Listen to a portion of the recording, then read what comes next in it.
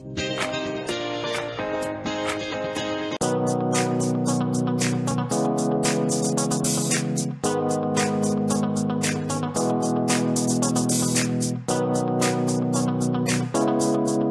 word of Hinduism itself derived from rivers of South Asia, Indus, and was probably first used by the ancient person to designate the people and territory of the northwestern portion of the subcontinent.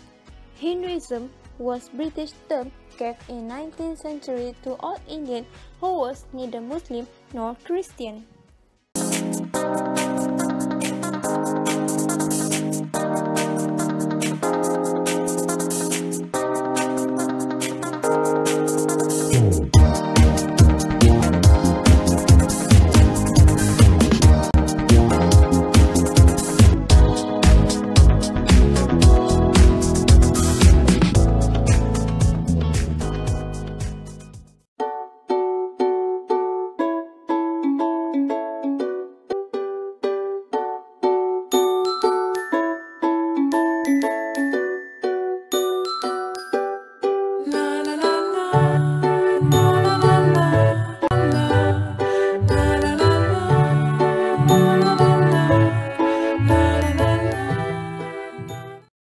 So now we move on to economic implication of Hinduism.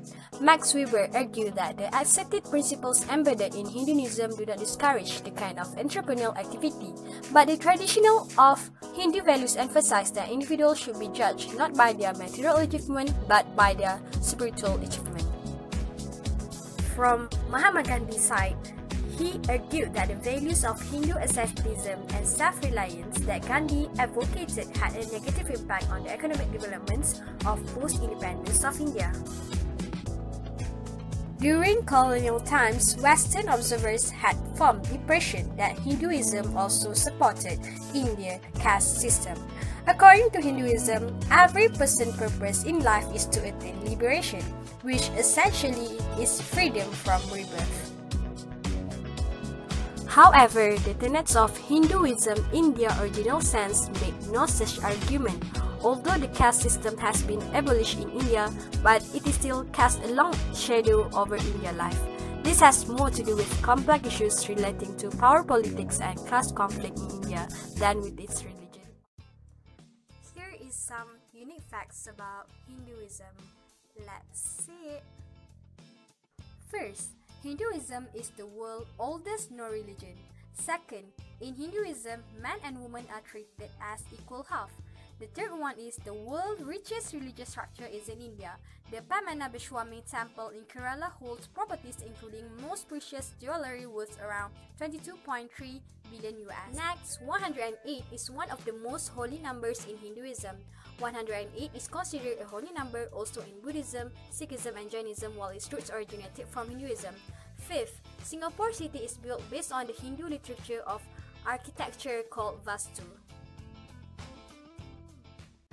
So people, let's move to the caste system. Caste system can be determined by family which the person is born. To change the caste, it is nearly impossible.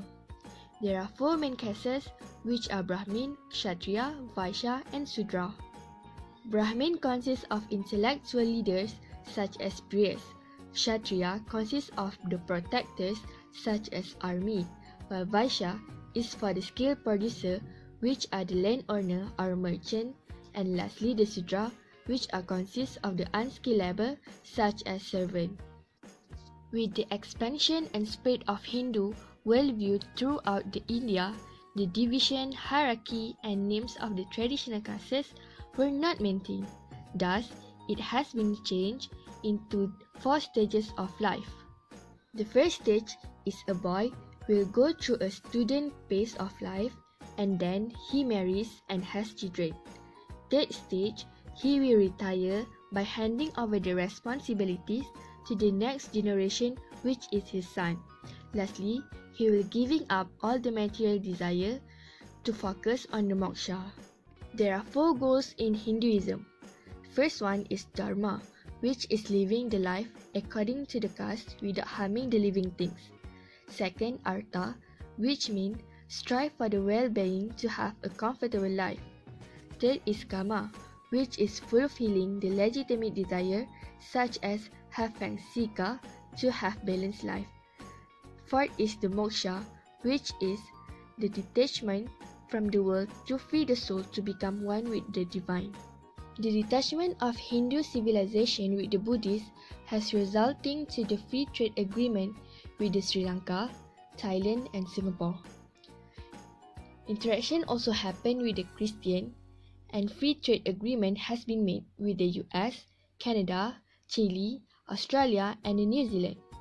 Another interaction happened with the Muslim as resulting to the free trade agreement with the Indonesia, Maldives and Pakistan.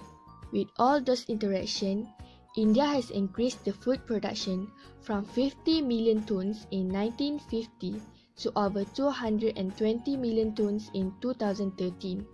India is in the first rank for their manufacture of motor vehicle on 3 wheels and second place in production of 2-wheel motorized vehicle. Tata Steel was established in 1907. It is the first and the largest private company in the production of steel, and it has been ranked as the 7th largest in the world.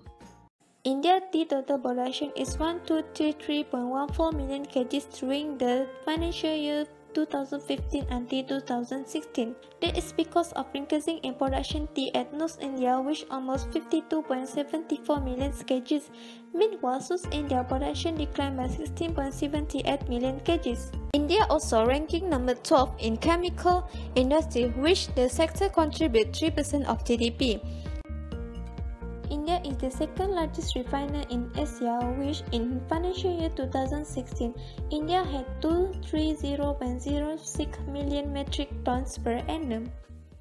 Today, India diamond industry is pioneer in the gems industry and a world leader in the manufacturing of cut and refined diamonds. Today, India is the largest diamond cutting and polishing center in the world. It enjoys 60% value share for diamond cutting and polishing, 85% value share and 92% share of the world market in the terms of number of pieces. Mumbai, Surat, Ahmedabad, Bhavnagar and many small towns in Gujarat are the main polishing centers in India. United States, Hong Kong and United Arab Emirates accounted for 75% of the total gems and jewelry export from India.